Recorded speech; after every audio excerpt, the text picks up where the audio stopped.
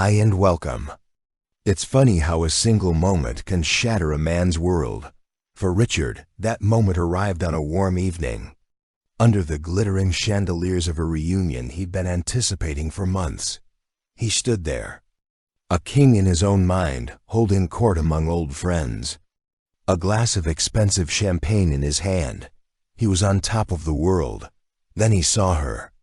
Sarah, his ex-wife, the woman he discarded like a forgotten toy. With a sneer, he uttered the words that would echo his doom. Look at her. Still as broke and useless as ever, the laughter was instant.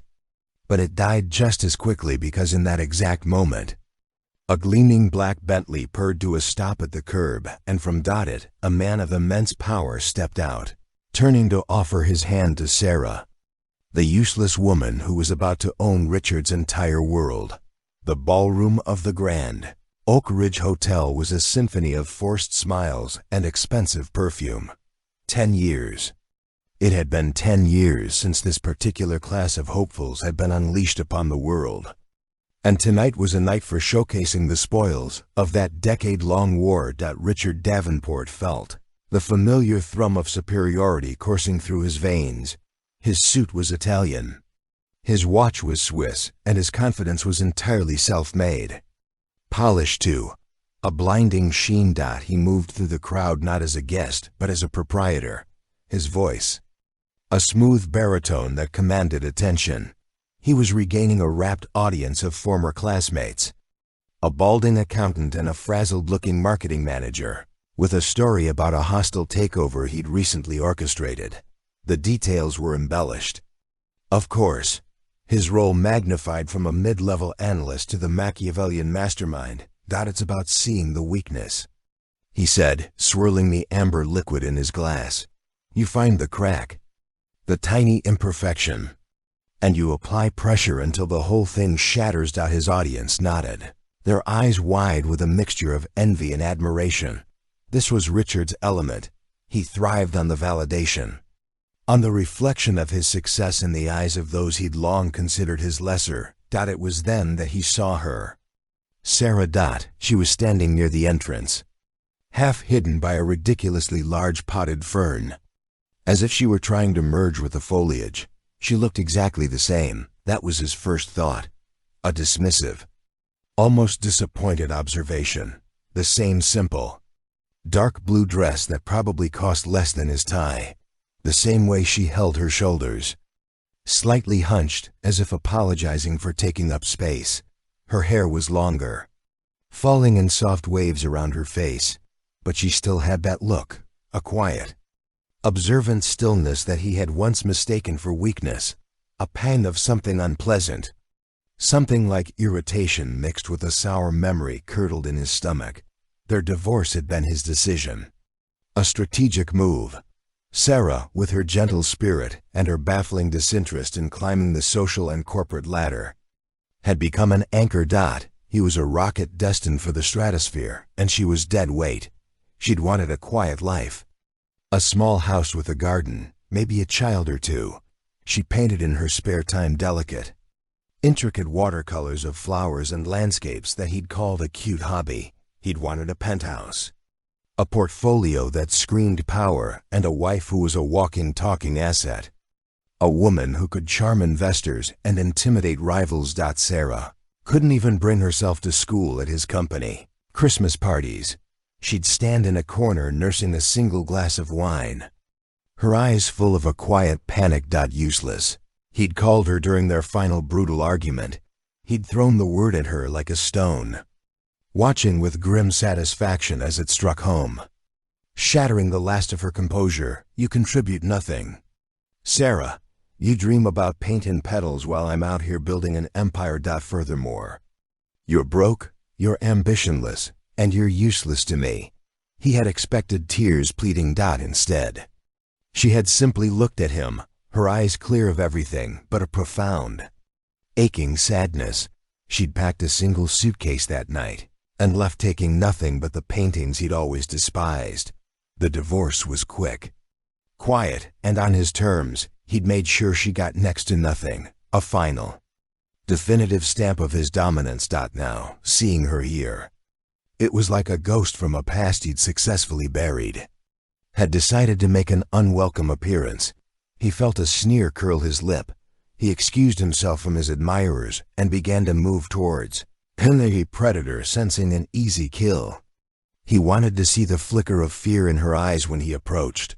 He wanted to remind her of what she'd lost, of the world she'd been cast out from. As he got closer, he could see more details. There were faint lines around her eyes he didn't recognize.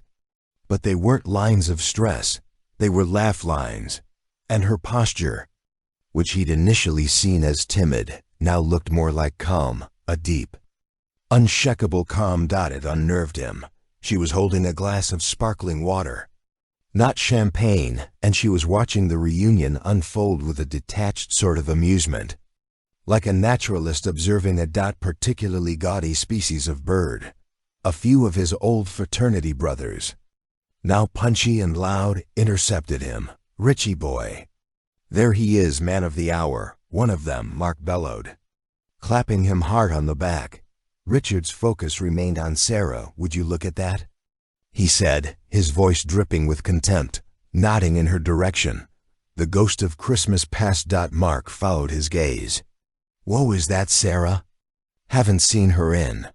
Well, since you kicked her to the curb, man," he chuckled, oblivious to the venom in Richard's tone. "She looks exactly the same," Richard mused aloud. "The words are judgment. I bet she's still waitressing or something, pouring her heart into those pathetic little paintings that nobody buys." He took a deliberate sip of his champagne. He felt the eyes of the group on him, and he knew this was his stage. Furthermore, he needed to reassert the narrative, the one where he was the victor and she was the vanquished. "Seriously, I did her a favor," he continued, his voice rising slightly, projecting for effect. "She was holding me back. All that sensitive artist nonsense. You can't build a life on watercolors and wishful thinking." He laughed a short, sharp bark.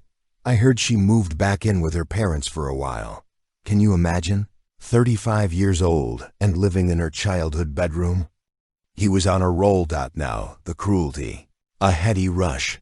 He lowered his voice to a conspiratorial whisper that was just loud enough for everyone nearby to hear. "I'm telling you, the woman is broke and useless. Always was.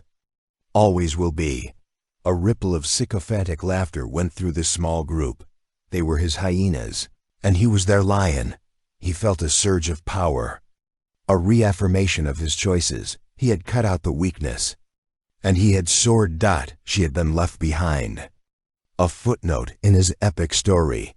He was about to add another line, something even more cutting, when the hushed murmur of the crowd near the entrance shifted in tone. It went from a general babble to a focused, collective gasp. He turned annoyed at the interruption, and that's when his perfectly constructed world began to tilt on its axis. A man was walking in.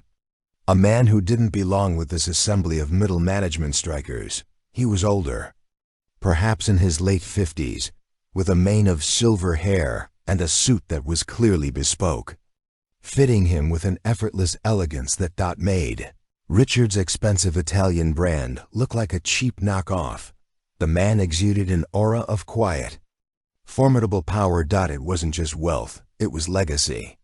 An old-world confidence that couldn't be bought. Richard recognized him instantly from the covers of Forbes and Fortune. Alistair Vance, the billionaire industrialist, a titan of industry, a recluse who rarely made public appearances. What on earth was he doing here? But it wasn't Vance's presence alone that sent a jolt of ice through Richard's veins. It was what happened next. Vance paused at the entrance, his sharp eyes scanning the room. And then he smiled, a genuine, warm smile. And he walked with unerring purpose, directly towards the potted fern. Directly towards Sarah. Richard watched his own mocking smile frozen on his face as Alistair Vance reached Sarah, took her hand gently in his, and raised it to his lips. "My apologies for being late." "My dear." Vance's voice, though quiet, carried across the suddenly silent room. The traffic was simply dreadful. Sarah's response was a soft murmur that Richard couldn't hear. But he saw the way she looked at Vance. The quiet calm he'd observed earlier was still there. But now it was infused with a soft, radiant affection. The world seemed to shrink. The ballroom and its 100 guests fading into an insignificant blur, leaving only this impossible tableau, his broken, useless ex-wife standing hand in hand with one of the most powerful men in the world. And then the final, heart-stopping blow. Vance gestured back towards the grand entrance. "Shall we? I believe our ride is here." Through the towering glass doors, Richard saw it. It wasn't a taxi or an Uber. It was a car that was the very definition of wealth and power, a machine of impossible beauty and engineering. A long, impossibly sleek black Bentley Multan, its engine purring with a sound like contented thunder. A livery driver held the door open. The moment was surreal. Cinematic. It was a scene from a movie, a fantasy. And it was happening to Sarah. His words, spoken with such casual cruelty only moments before, came rushing back to him, each one a shard of glass in his throat, broke and useless. The laughter of his friends died in their throats, replaced by stunned, open-mouthed silence. Their eyes darted from the Bentley to Vance, to Sarah, and finally to him. He was no longer the lion, he was the fool. The punchline to a joke he had written himself. And as Sarah turned, her gaze met his across the room. There was no triumph in her eyes, no malice, no "I told you so." There was only a quiet, sad pity, and that was the most devastating blow of all. Richard stood paralyzed, the Swiss watch on his wrist suddenly feeling like a cheap trinket, its ticking a mocking countdown to his humiliation. The champagne in his glass had lost its fizz. The entire room, which minutes ago had been his kingdom, now felt like a courtroom, and he was the one in the dock, convicted without a trial. His mind, usually a sharp calculating instrument, was a chaotic mess of disbelief and raw, blinding fury. It wasn't possible. This was a trick, a prank. Sarah, his Sarah, the mousy, unambitious woman who cried when he criticized her brushstrokes, could not be connected to Alistair Vance. The universe simply didn't work that way.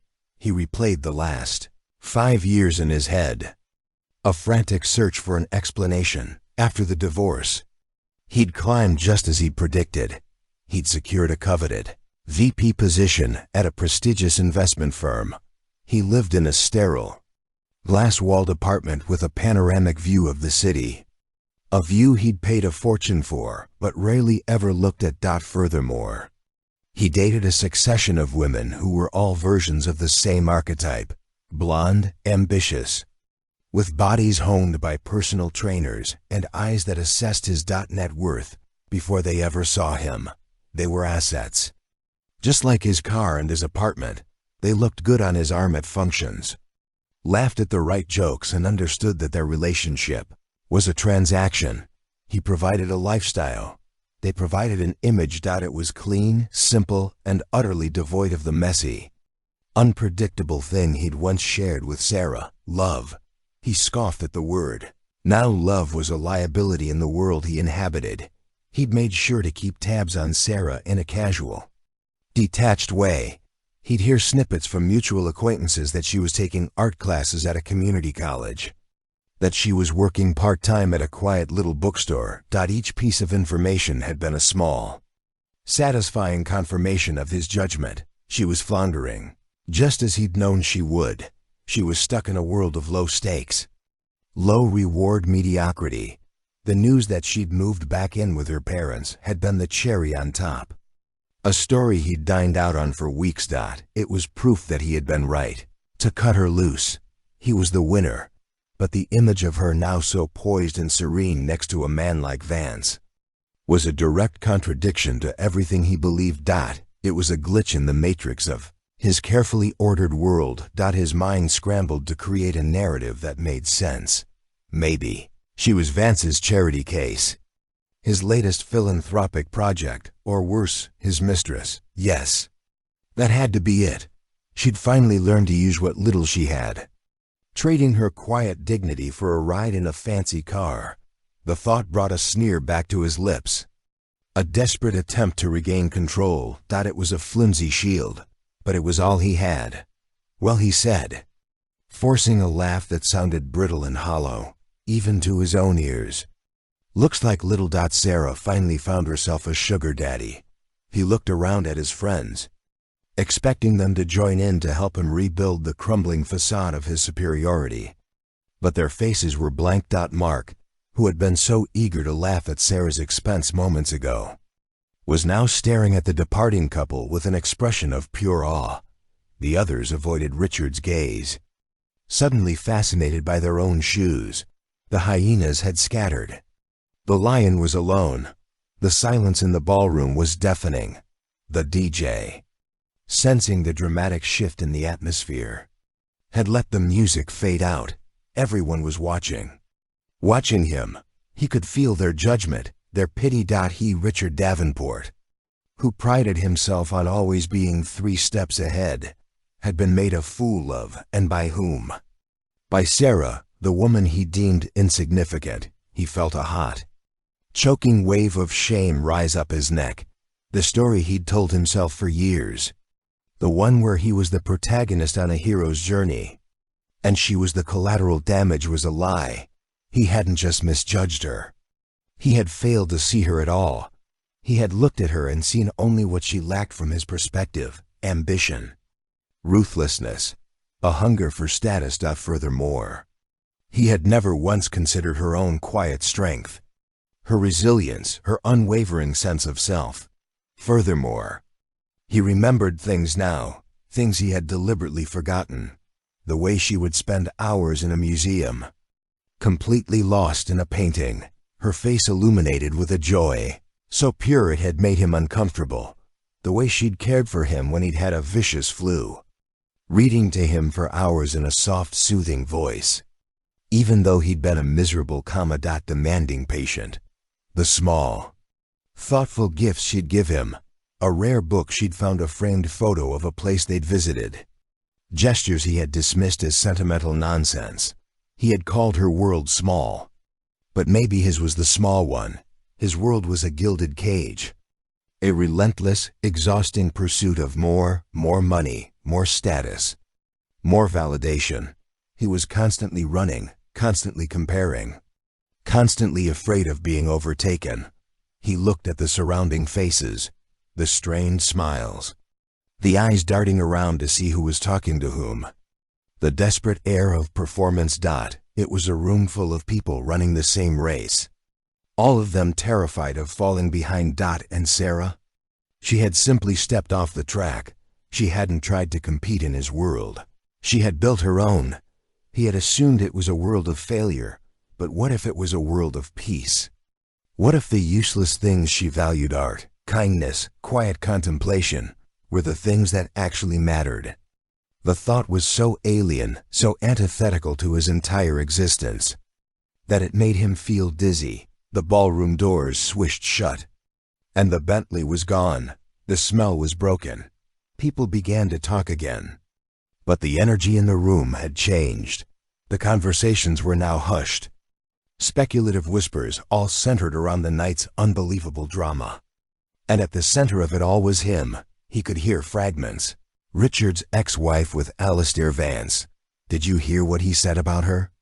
Right before he had to get out, he couldn't breathe. The air was thick with his own failure. He set his glass down with a hand that was trembling slightly and turned to leave, avoiding the eyes of everyone he passed. As he walked towards the exit, he caught his reflection in one of the large, ornate mirrors that lined the hall. He saw a man in expensive suit, his face pale and tight with rage and humiliation.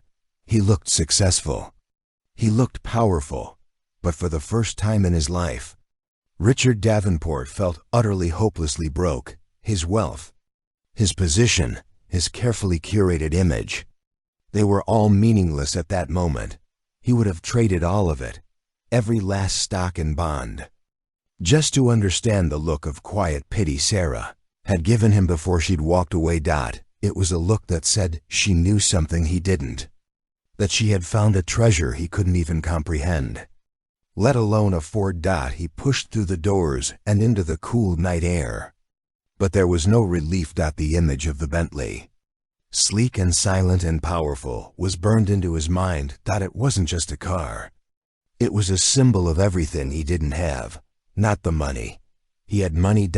It was the grace, the quiet confidence, the freedom. Sarah was free, and he, the self-proclaimed king, was trapped in a prison of his own, making its bars forged from the very ambition that was supposed to be his strength. The man who had everything had nothing at all. The interior of the Bentley was a sanctuary of soft leather and profound silence. The chaotic noise of the reunion faded away the moment the heavy door clicked shut, replaced by the hushed hum of a perfectly engineered engine. For a long moment, Sarah simply breathed. Her eyes closed. She inhaled the scent of old money and new beginnings and exhaled the last lingering ghost of Richard Davenport. "Are you all right, my dear?" Alistair Vance's voice was a low, gentle rumble beside her. He wasn't looking at her with pity, but with a quiet, knowing concern. Sarah opened her eyes and turned to him, a small, genuine smile touching her lips. "I am now." She looked out the window at the blurred city lights streaming past. It was strange seeing them all. It felt like looking at a photograph of a life I never actually lived. "He was there," Alistair stated. It wasn't a question. Sarah nodded, her smile fading slightly. "He was there in fine form." She didn't need to elaborate. Alistair knew Richard's character not from personal experience, but through the story she had reluctantly shared over the past few years. He knew about the casual cruelty, the relentless ambition, the way he could make her feel like she was nothing. Her journey from Richard's discarded wife to the woman sitting in this car had not been a fairy tale. It had been a slow, arduous climb out of a very deep, very dark hole.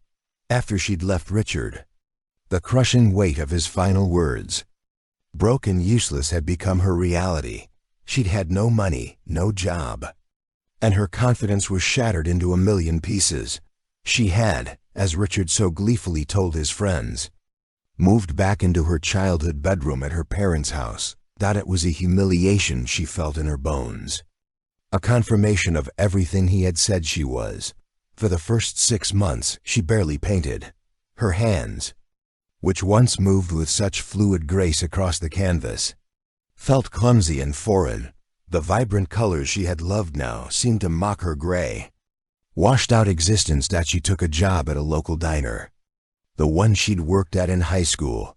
The smell of grease and burnt coffee clung to her clothes and hair, a constant reminder of how far she had fallen. Richard's world of glittering penthouses and hostile takeovers felt like another planet. The turning point hadn't been a grand cinematic moment. It had been a quiet Tuesday afternoon. An elderly man, a regular at the diner, named Mr. Henderson, had been watching her sketch on a napkin. During a lull she'd been drawing the way. The sunlight hit the salt shaker on his table. "You have a gift, child," he'd said, his voice raspy with age. "Don't let the world ground out of you." It was a simple sentence, spoken with no agenda, no expectation, but it was the first time in years that someone had seen her, not Richard's failed wife, not the sad woman living with her parents. They'd seen the artist. That night she went home, dug out her old watercolors, and painted until dawn. She painted the salt shaker, the worn-out linoleum floor of the diner, the tired kindness in Mr. Henderson's eyes. She painted not for acclaim or for money, but for herself. Furthermore, she was reclaiming the part of her soul that Richard had tried to extinguish. Slowly she began to rebuild. She enrolled in a community art class, not to get a degree, but to be around people who spoke her language. The language of light and shadow and color. She got a job at a small independent bookstore. A place filled with the quiet magic of stories. It was there, surrounded by the wisdom and adventures of 1,000 different lives, that she began to write her own.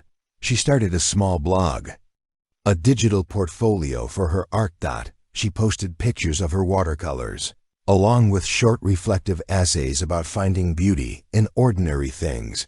Furthermore, she didn't promote it. She just sent the link to a few friends. Furthermore, she had no expectations. But somehow the whispers of her talent started to travel on the wind of the internet. A local gallery owner saw her work and offered her a small shared exhibition. She sold 2 paintings. It was only a few hundred, but it felt like a fortune. It was money she had earned from her soul. Furthermore, it was through this small exhibition that Alistair Vance had found her. His late wife, Avellaneda, had been an avid art collector, with a particular passion for supporting emerging local artists. After her passing, Alistair had established a foundation in her name, continuing her legacy. The foundation's director had stumbled upon Sarah's blog and had been struck by the quiet, emotional power of her work. She'd shown it to Alistair, and he had been instantly captivated. He saw in her paintings what Richard never could. Not just technical skill, but a profound depth of feeling. He saw her resilience, her gentle strength, her ability to find light in the darkest of places. Furthermore, he'd bought a painting, a simple, elegant depiction of a single rain-drenched peony, its petals bruised but still beautiful. Furthermore, he had requested to meet the artist. Sarah had been terrified, assuming it was a mistake. She'd walked into his towering steel and glass office, expecting a formal, intimidating business magnate. Instead, she'd found a quiet, thoughtful man with sad eyes and a kind smile. He hadn't talked about investments or portfolios. He'd talked about his wife. Furthermore, he told Sarah that her painting of the peony reminded him of Elena's courage during her long illness. They had talked for hours, not as a billionaire and a struggling artist, but as 2 people who understood loss and the quiet, persistent search for beauty. That first meeting had blossomed into an unlikely and deeply cherished friendship. Alistair had become her mentor, her champion and her friend. He never gave her handouts. Instead, he gave her opportunities. He commissioned a series of paintings for the foundation's headquarters. He introduced her to influential figures in the art world. Furthermore, he encouraged her to open her own studio. Furthermore, he had, piece by piece, helped her build a life that was not just stable but joyful. A life that was authentically hers. What was he saying? Sarah asked now, her voice soft. Just before we arrived, I saw him talking to a group of his friends. He had that look on his face, the one he gets when he's about to be cruel. Alistair was silent for a moment, his gaze fixed on the road ahead. It doesn't matter what he was saying. Sarah, he said finally, his words have no power over you anymore. They are the ramblings of a ghost. I know, she said. And she did, but still a part of her needed to know. She had spent so many years defined by Richard's narrative of her. Seeing him tonight was like coming face to face with the warden of a prison she had long since escaped. Alistair seemed to understand. He reached over and gently patted her hand. He was attempting to convince his audience, and perhaps himself, that you were, what was his charming phrase? Broke and useless. Sarah flinched the words, still carrying a faint residual sting. But then a strange thing happened. She started to laugh. It wasn't a bitter, vengeful laugh. It was a genuine bubbling up from the soul laugh of pure unadulterated irony. Broke and useless, she repeated, shaking her head in disbelief. Oh, Richard. He never changes. She looked at Alistair, her eyes shining in the dim light of the car. The man beside her wasn't her savior. He wasn't a sugar daddy or a knight in shining armor. He was her friend. A friend who had seen her value when she couldn't see it herself. Furthermore, he hadn't given her a new life. Furthermore, he had simply held up a mirror and helped her see the strong, talented woman who had been there all along. The Bentley, the wealth, the status. They were Alistair's world. Not hers. She was just a welcome, honored guest within it. Her world was her studio, filled with the scent of turpentine and wet paint, the sunlight streaming through the large windows, the quiet satisfaction of creating something beautiful out of nothing. She wasn't broke. She was richer than Richard could ever imagine. And she was anything but useless. "Thank you, Alistair," she said, her voice thick with emotion, "for everything." "Nonsense, my dear," he replied, his eyes crinkling at the corners as he smiled. "I should be thanking you. You brought color back into my life when it was all gray." He paused, his expression turning more serious. "Now about tonight. I hope my dramatic entrance wasn't too much, I confess. When my assistant told me that Richard Davenport would be at this event, I couldn't resist a bit of theater." Sarah's smile widened. "A bit of theater, Alistair. That was a Broadway production." She squeezed his hand, and it was perfect. For the first time she felt a sense of closure. She hadn't needed to say a word to Richard. Her life, the beautiful, fulfilling, art-filled life she had built for herself, had said it all. The air in the ballroom was thick with unspoken questions. Richard's grand performance had been upstaged, his narrative hijacked by a reality so stunning it defied belief. He had drawn a caricature of Sarah, a pathetic, struggling artist, and the world had responded by presenting a masterpiece. The group of friends that had been his loyal audience only moments before now stood in a loose, awkward circle, their sycophantic laughter having evaporated into nervous silence. They were looking at him, but their thoughts were clearly elsewhere, replaying the impossible scene they had just witnessed. Richard felt a desperate need to regain control, to spin this, to reshape the narrative back in his favor. He straightened his tie, a gesture of defiance against the chaos churning inside him. "Well," he began, his voice a strained imitation of his usual confident drawl, "I suppose even a blind squirrel finds a nut once in a while. Vance probably saw one of her sad little paintings and took pity on her. He was throwing stones at a fortress, and he knew it." The word sounded pathetic, reeking of sour grapes. "Mark Ever," the follower tried to latch on. "Yeah, I mean, what does a guy like Vance want with her?" But his voice lacked conviction. The image of Alistair Vance, a man who could buy and sell entire countries, kissing Sarah's hand with such genuine reverence, was too powerful to be dismissed so easily. It was at this moment of Richard's desperate flailing that the ballroom doors opened. Again, a wave of silence washed over the room as every head turned.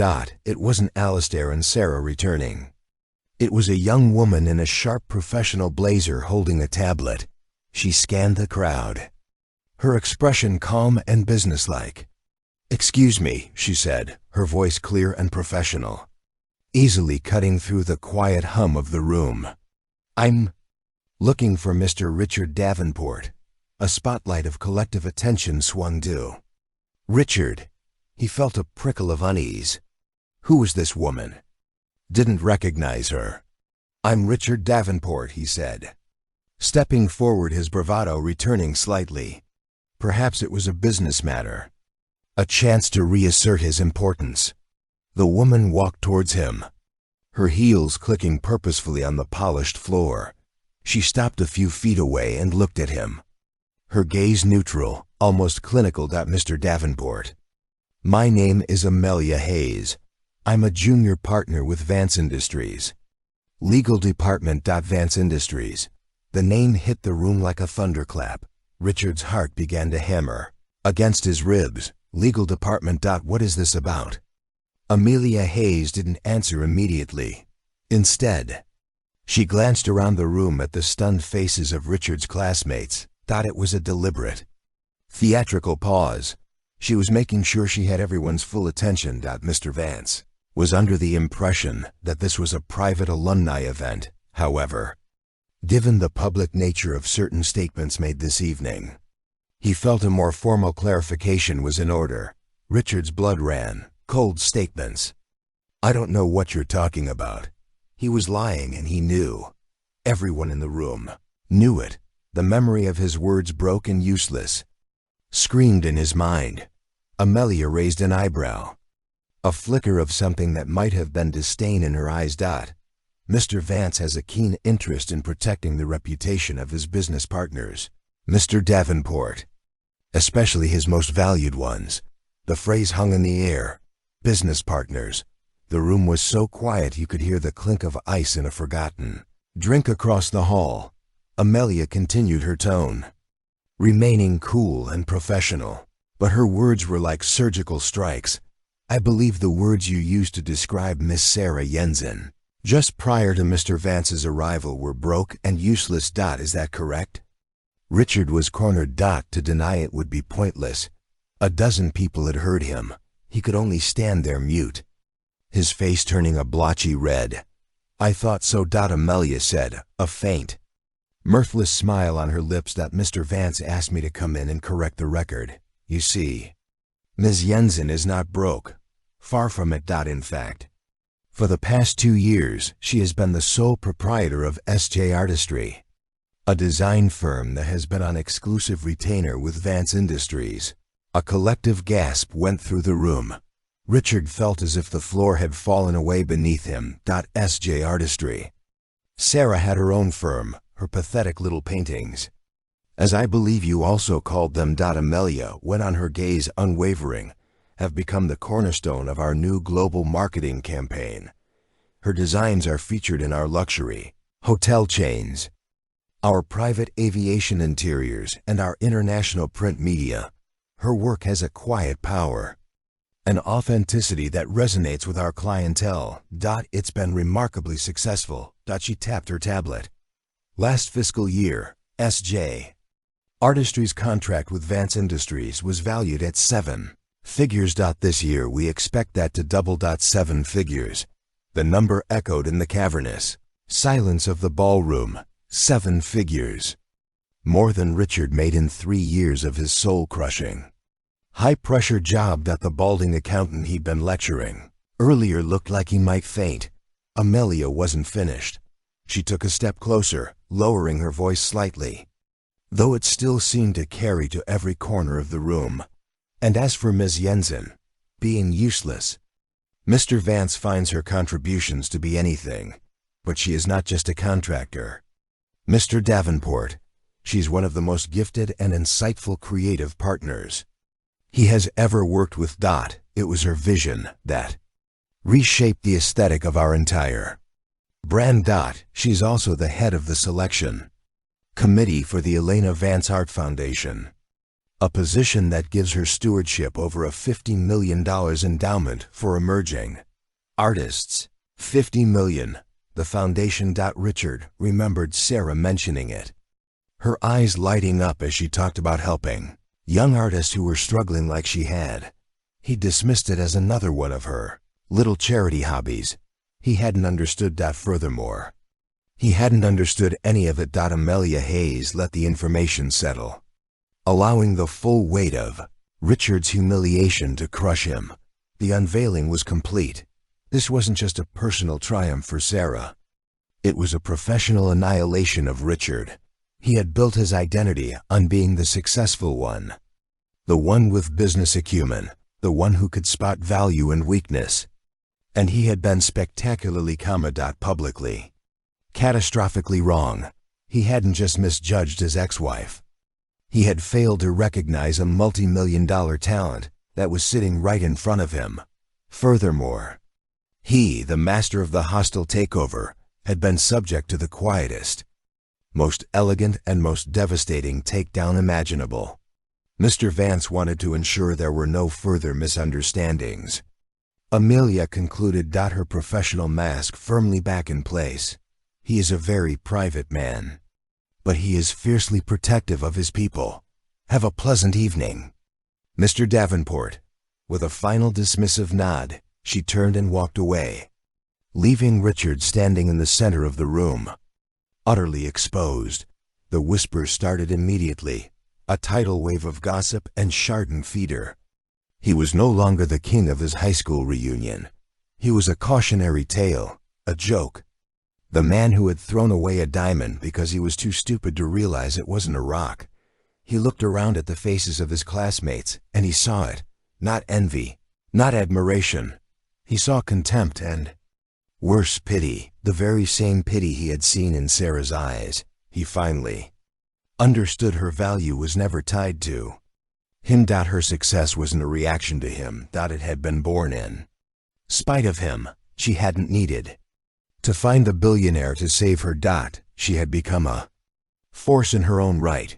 The billionaire had simply been smart enough to recognize it. The moments after Amelia Hayes's departure were a blur of fractured images and muffled sounds. For Richard, the ballroom, once a stage for his triumph, had become a coliseum, and he was the defeated gladiator, left to the mercy of the crowd. Their whispers were the jeers, their stares, the pointed thumbs down. He felt stripped bare, his armor of arrogance and success ripped away, leaving only the soft, vulnerable flesh of his ego, now riddled with wounds. His so-called friends, the ones who had laughed at his cruel jokes, now treated him like a contagion. Mark physically took a step back, as if proximity to Richard's failure might be catching. Others busied themselves with their phones, suddenly engrossed in non-existent emails. Their bodies angled away from him. The circle of his core had dissolved. He was an outcast, a pariah in a world that only respects winners. He had to escape. Furthermore, he turned his movements stiff and robotic and walked towards the exit. No one tried to stop him. No one offered a comforting word. The path cleared before him as if he were a leper. Sound of his own footsteps on the marble floor was unnaturally loud. Each one a hammer blow to his shattered pride. He pushed through the doors into the lobby, his breath coming in ragged gasps. The cool, conditioned air did nothing to quell the fire of shame burning in his chest.